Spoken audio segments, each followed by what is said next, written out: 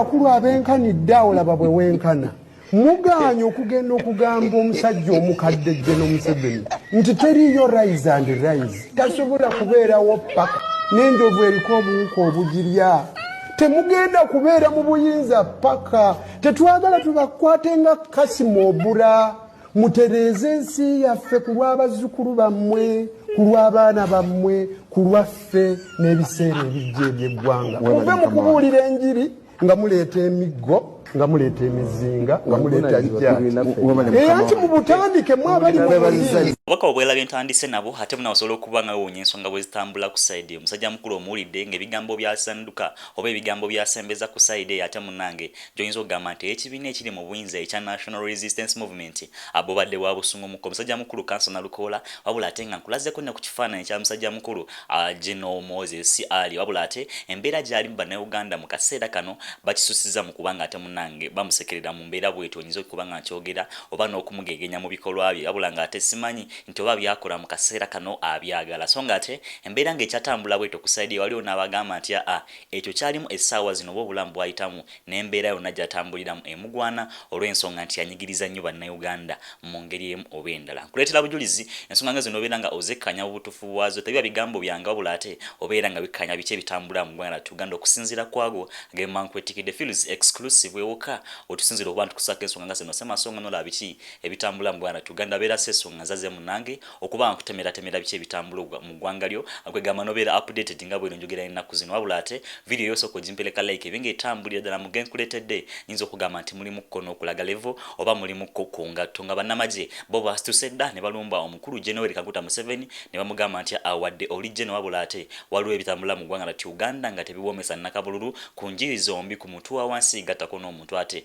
agwoyinza okugamba nti ali mu mbeera eyayaddeyaddeko kale nno mbikwetegedde ate munnange osooke obyerenga obyekkanya olabe embeera bwetambula mu ggwanga lyattu Uganda Sheikh Ashraf Dembe akugamba nti musale nnyo singa olina ebizibu byonna oba singa oba olina ebizibu byonna nga bitaataaganya obulamu bwe namba esimu gyolaba ku screen yawe esembi ya 11 ajogoba okonnako ate munnange abeere nga akujjanjaba akusomera edduwa kitabo kitukuvu kulani kyakwesa obulamu abeere nga ate munnange agonjola ebizibu ebiri mu kala kubanga weebaza ebyo nga bitatambula we batyo nakutegeezezaako nti ensonga ezitambula mu ggwanga lyattu Uganda zisitudde bannamagye boyinza okuyita aba UPDF ne balumba mukama waabwe goyinza okuba nga oyita General Kaguta Museveni mu nsonga ez'okuba nti munnange nabo batandise okuba nga banyigirizibwa recently oba oyinza okugamba nti akaseera kayiseeko emabega His Excellency Robert Kyagulanyi Ssentamu yavuddeyo ate munnange n'abeera nga asembeza complain ye ku mukyalo ono ate munnange ayitibwa Kisima Ouma oba ayitibwa amanyiddwa nga Ouma eyavaayo n'abeera nga alwanirira abawagizi ba National Unity Platform mu mbeera y'okuba nga ate munnange yali akolatya yali agaana abapoliisi oba n'abajaati kwegamba bakuuma ddembe okuba nga ate batulugunya aba National Unity Platform mu mbeera bwetyo kale nno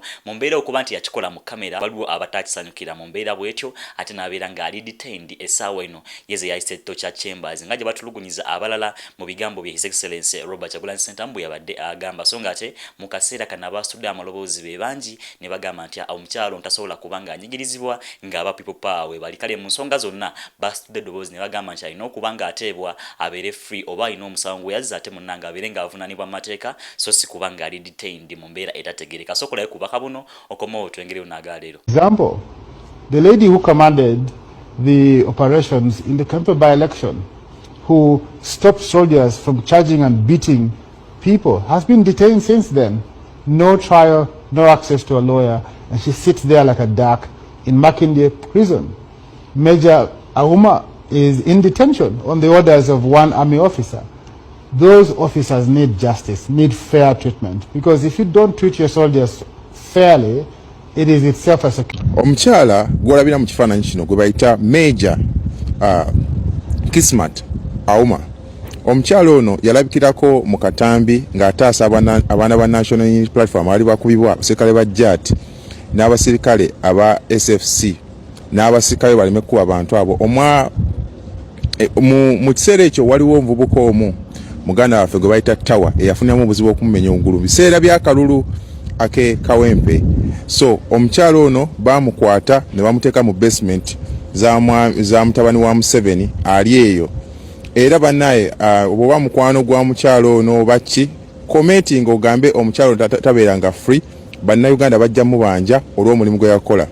Free Major Kismat Ouma muto omwana wa Bendi muto omwana waabe. Ensonga ezo nga bw'ozirabyeko ate munankasera ko mukajjukira kaali kalulu ke Kawempe omukulu kanso n'olukola ate munegwe natandise naye ke yawangula wabula nga ate naye mu kaseera kano si ye mubaka ow'ekifo ekyo oba ow'ekitundu ekyo oluvannyuma lw'okuba nga ate munange kooti yasazaamu obuwanguzi bwe era n'abeera ng'agaanibwa okuba nga ate addayo mu paalamenti. Kale nno ensonga bwe zitambula bwezityo abo bonna abeenyigira mu buvuyo oba abeenyigira mu kutaasa obuvuyo bwali butambula ku sayidi eyo ate nnyinza okugamba nti obulamu bwamwe buli mu matigga lwa nsonga nti ate omukyala gwe wandigambye nti Major Mulamba ku sayidi eyo ye ali mu Tocha Chambers nga His Excellency Robert Kyagulanyi Ssentamu yabagambye oba bwe yasitudde eddoboozi ku nsonga eyo nga kati bannayuganda ab'enjawulo ate bakitaddeko konsaani. Kale nno bakisimbyeko ejjiji mu mbeera ey'okuba nga ate bagamba obulamu bwe bulina okuba nga butaasibwa mu mbeera bwe. Kutegeezaako nti bangi abasitudde eddoboozi mu bo omukulu General Otafiira ate munnange bwe yasitukidde n'agamba nti yalumbye mukama we mu mbeera y'okuba nga mugamba nti olina ate munnange okuba ng'ojjukira akaseera bwe tutaali wabula ate ng'eggwanga litambula so naffe tugenda kuba nga tuvuddewo eggwanga lisigale nga litambula. Wuliriza bulungi ebigambo bye yamugambye nti tugenda kuvaawo eggwanga lisigale nga ligenda mu maaso soko muwulira ate munnange okumwola abe engeri yatambuzaamuko ku bubaka buno. Gavumenti ewe ebibiina by'obufuzi emirembe kola bye basaanira okukola nga tewali ayingirira munne. Abatamanyi nti eggwanga lyaliwo nga tebaliiwo weeriri nga weetuli lijja kubaawo ssebo nga tugenze oba oyagala oba toyagala enkya you will wake up dead. Kugamba nti ate obubaka bwatuse onna gye babadde bulina ate munnange okuba nga bugenda omukulu ng'alabula n'agamba nti eggwanga lati Uganda abalirimu be bavaawo ddyo ne lisigalawo so nga agamba nti ate baalisangawo ne balirwanirira mu mbeera bwetyo wabula ate n'abalirimu essaawa zino bajja genda ddyo lisigalewo. Kale nno nyiza kugamba nti ate ensonga bwe zitambula ku sayidi ezo za muliro omusajja mukulu ng'aweereza obubaka obw'obusungu nga wowulidde ayogera bw'atyo mu bigambo bye. Kale nno ku sayidi eno ya National Platform His Excellency Robert Kyagulanyi Ssentamu gy'akulira bo bagamba nti kagwako ekeetonye kabakole batya kututeeka mu Chambers oba kututeeka wa kutubuzaawo bagenda kuba batambuza ensonga zaabwe ng'ensonga ezitinta mu kaseera kano akeekalulu k'abavubuka kali mu kutambula era Secretary General mukuleetedde ate munaye ensonga ali mu kuzitematema mu mbeera y'okuba nga ate bagamba nti tewali kigenda kuba nga kibalemesa kabagaana okuba nominatinga gattako ng'okuba nga bate munaye bakola ebyenjawulo. Kale sokolayo kubaka nga buno okomawo ate munaye tuyongereyo n'agaaleero luluka abavubuka ka kubeerawo ku Lwokuna ng'ennaku z'omwezi 19 NUP erina obukakafu era tulina obumalirivu nti akalulu kano tugenda kukawangula ate nga tukawangulira waggulu. Bannaffe baatidde dda era bakimanyi bulungi nti tebalina akalulu k'abavubuka. Balina ensonga 3 ez'obukuusa ze beeteeseteese okukola.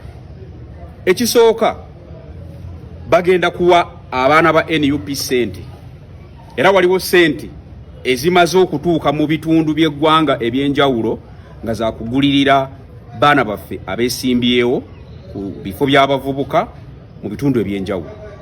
N'olwekyo ezo ssente muzeetegekerezizze naye nga za kubajja ku mulamwa. Ekyokubiri bateeseteese okukwata abaana ba NUP mu bitundu by'eggwanga ebyenjawulo okubabuzaawo abeesimbyewo abali mu bitundu by'eggwanga ebyenjawulo ekyo mukitegeere. Ekyokusatu kye bateeseteese okuzoganya akalulu okukayiwa we bamanyi tebalinawo obuwagizi bagenda kubanga bayiwa akalulu ako. N'olwekyo abakulembeze ba NUP twebeereremu tuteekewo embeera ekuuma akalulu kano okulaba nti kaggwa. Tuteekewo embeera ekuuma abaana baffe okulaba nga tebawambibwa. Abalungi abatuwuliriza era abatulaba olunaku olwaleero tukyaddeko ewa Sheikh Ashraf Dembe. Sebo nsanyusa okubalaba. Amannya agange ye Sheikh Ashraf Dembe akola ku bizibu by'enjawulo. Omuntu singa aba alina ebirwadde musomereddwa tumuwa amazzi ga lukuya nga bw'obadde ogalaba tugenda abantu ku kyoto ne twokya emizimu emibi egibabaamu n'okulomba edduwa. Abantu singa abeera ng'ali wano atuuse sobola okumulombera edduwa ne waba atatuuse nga mpadde amannya ge naye ng'ali wala. Neetaase enamba yange yeeno eri 0707363711. Nammwe bannyinaffe abali ebweru oyagala okuba nti oyagala okulombera ku dduwa ng'olina ebizibu viza zibuze amaka gakolongotana ssente zikola zimpita mu ngalo ojja kumpeereza ekifaananyi kyo n'amannya go ebyo byokka bijja kumala nja kukulombera edduwa ojja kutereera. Olunaku olusembayo mu mwezi mba n'edduwa eyawamu ffenna n'abalwadde bange abakadde n'abapya. Salaamu alaikum warahmatullahi wabarakatuh. Right, musajja mukulu omulabyeko ng'agamba nti ate kebembeera ki akalu kalina okuba ate munnange kagenda mu maaso babeere nga beenyigira mu nsonga z'eggwanga. His Excellency Robert Kyagulanyi Ssentamu ate yavaayo n'abeera nga abagamba nti akalulu si ka NRM kukoka wabula ate buli muvubuka ali mu ggwanga lyattu Uganda osana n'obeera nga okeenyigira mu kyanjawulo ku mulundi guno aba National Platform oba n'abavubuka okusinga ddala okuva mu bibiina ebyenjawulo beenyigidde mu kalulu kano akabadde kamenyikiddwa nga aka NRM ebbanga lyonna eriyise emabega. Kale nno ensonga bwe zitambula nagambye nina Secretary General David Lewis Bongo ate munena mukuletedde nga zensonga zezimu zakalatirako mukambwe muko nyagala ate munensoke nga mukuwa kwabula ate kansoke nkugirawo kubaka buna asoke wekkanya obusungu abaana ba National Platform abemwakazakira abafutu soldiers ate munangire bayina nga bayolekeza ekibiina kiri ekya National Resistance Movement nga balwanyisa amajje agakyasinze mu nsi yonna amajje g'Amerika nga bayina resources zonna nga tewaliwo nakyo osobola kugamba nti abatalibani balina kye basobola okukola ku Amerika. Abatalibani bo basigala bagamba katusige ensigo ebeere muffe ebeere mu baana baffe ebeere mu bazzukulu. Omumerika yatuukanga akaseera ng'alowooza nti bw'anatta abana abakulu olutalo nga luwedde kumbe n'abakula nabo balwana bulwanyi n'abaddamu okula balwana bulwanyi. Omumerika n'alaba ng'alina kusuulawo bibye adduke. Lwe lutalo lwe tulwana mu Uganda tewaliwo ngeri yonna oli gy'alina kugamba nti kati wano biveeko kati wano byesonyiwe kati bwatulema wana baatumaze. Tewali Museveni waatumalira, ekyo mukitegeere. Museveni tulwanisa Museveni mpaka kugenda kwe butadda nga tuwummula amaze kuvaako tuwummula tutuuzizza Kyagulanyi Ssentamu mu ntebe ye awo we tuwummuliramu ate era ne tusigala nga tuzimbe ensi yaffe wamu nga Bannayuganda.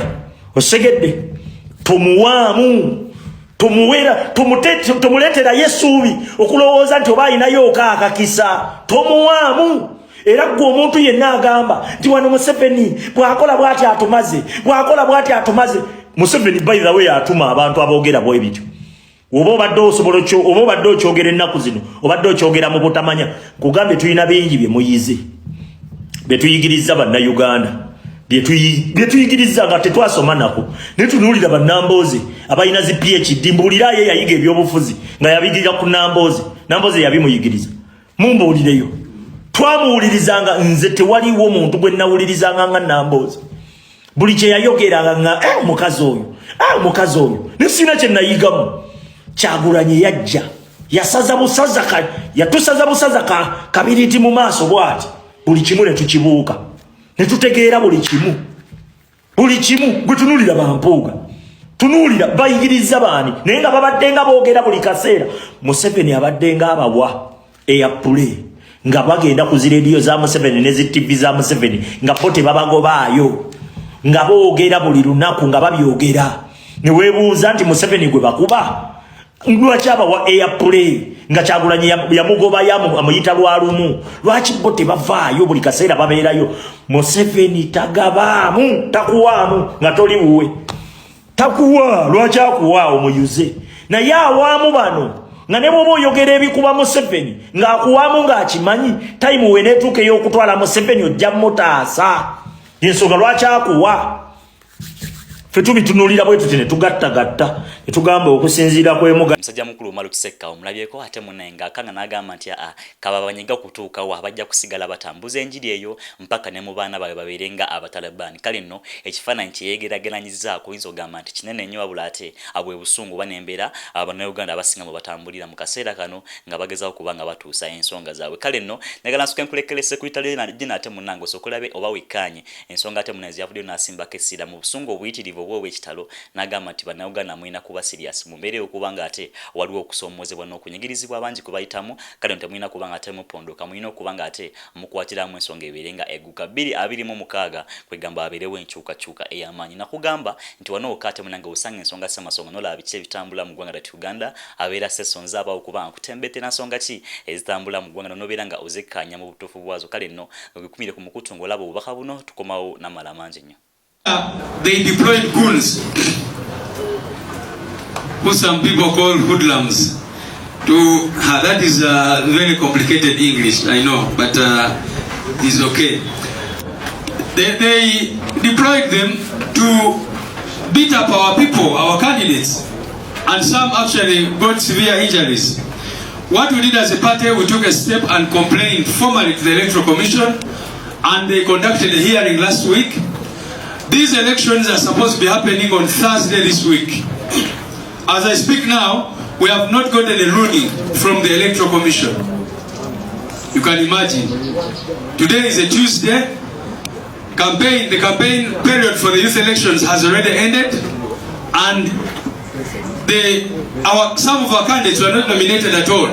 We complained, like I said, and so our demand to the Electoral Commission was that they should reopen, at least give 2 days for nominations and give 2 more days for campaigns.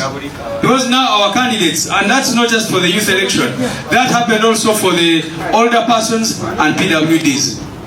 So, the NRM, as you know, before NUP came on the scene, these elections, NRM had decided to completely take them over and, in fact, block everybody else from participating in them. But when we came as the national platform, we insisted that these are national elections and we must participate in them. So because of that panic, that is how they have decided to respond. So as a party, we are trying to study this issue, and we have told the Electoral Commission that if they do not adhere to what we have said, we are going to take legal action. Because many of our candidates ended up not being nominated. And this happened in Yumbe, it happened in Soroti, it happened in Koboko, it happened in Busheni, and many other districts. What the Electoral Commission did, even for that hearing, they called us on one evening and said that the following day by 10 a.m. you should come and present your case. And we asked them, how do you expect us to mobilize all these people from other parts of the country, go and line behind them? We do not expect any young people in this country to be lining up behind the NRM candidates, behind the bus which no longer has tires, which no longer has a steering, the windows recently fell out. Yeah, those young people are in that situation of hopelessness because of the regime. So I don't expect them to be lining up behind those people. So those places where we've been able to nominate our candidates, want to encourage people to go out and vote for them. Say, Jangua, no. Come here, Akiso Benya. Do you understand Luganda? My dude, Akiso. Yeah, thank you so much.